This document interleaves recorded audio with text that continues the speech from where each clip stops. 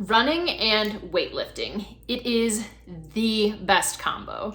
So maybe you're here because you already love strength training and you're trying to figure out how to incorporate that with your running.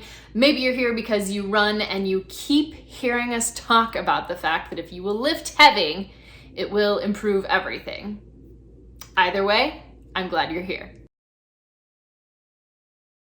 Amanda Brooks here, longtime running coach, longtime runner, big fan of strength training for all of us. So particularly for our female athletes, the data around this has just skyrocketed in terms of why it's beneficial.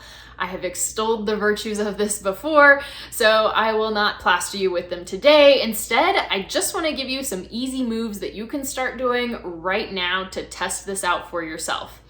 So we have actually created a 12-week heavy lifting course for runners.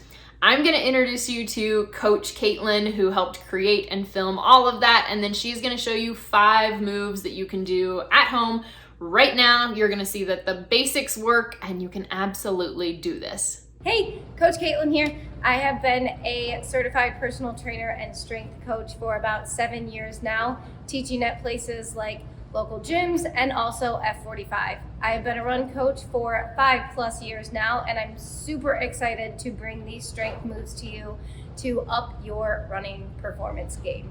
Remember that in heavy lifting, the goal is to go to maybe 5 to 8 reps. So something that is difficult to do, but doable. And then you're gonna take a little bit longer rest between sets. So here we go. Our first move is a single leg dumbbell deadlift.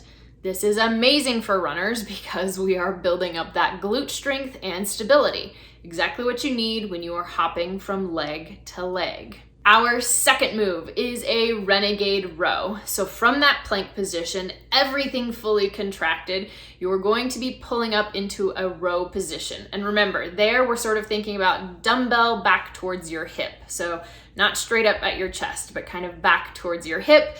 Again, we're getting full core stabilization. We're working that back, and you should be working those legs by having everything fully contracted.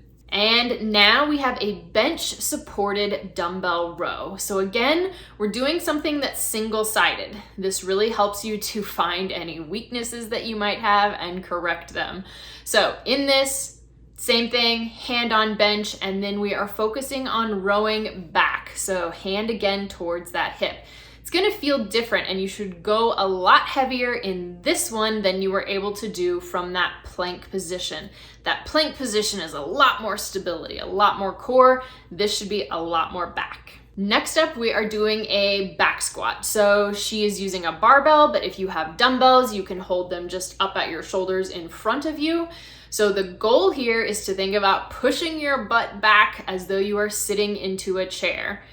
What is the range of motion? That's going to depend on you and your mobility. So if you cannot go all the way down to a super deep squat, don't. It is not necessary. If you can only go a quarter of the way down, do that.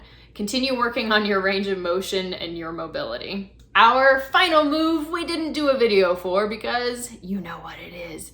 It's the standard push-up. It just works, friends. All the time, forever, the basics, they work.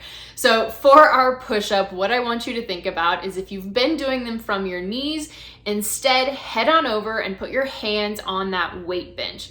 This forces you into that full body static position where you've got to use your core, and we want to think about arms, creating sort of an arrow. So not out to the sides, no goalpost, not tucked in because then we're getting our triceps. So they're just slightly out.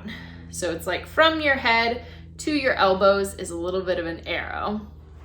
Same thing. Get used to doing these all the time. And if you start doing them with your hands on the bench, you will be able to finally progress to doing them on the ground. There is nothing wrong with modifying. Remember that too. All right, I hope this workout gave you some quick ideas so that you can go create some muscle. But as always, if you have more questions, let us know below. And of course, the link for that 12-week course is listed if you've got more questions and you want to see what it's all about.